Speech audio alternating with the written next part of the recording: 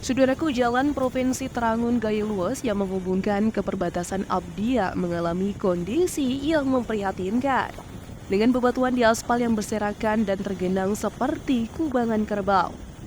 Tak hanya itu, sejumlah titik jalan ini juga tertimbun material longsor seperti tanah dan kayu, sementara saluran pembuangnya ambruk.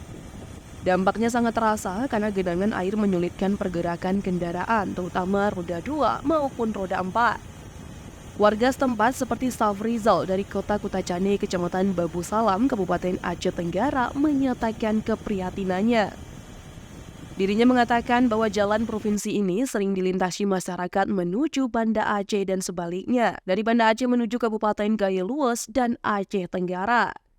Safrizal berpendapat bahwa jalan tersebut seharusnya sudah dibersihkan dari material berbatuan dan saluran parit yang tersumbat pada akhir tahun 2023 lalu.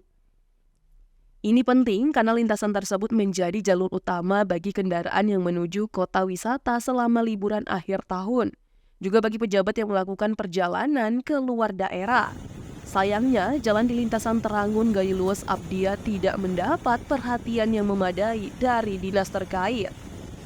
Meskipun rawan terhadap longsor, terutama selama musim penghujan, perawatan jalan tersebut sepertinya kurang memadai.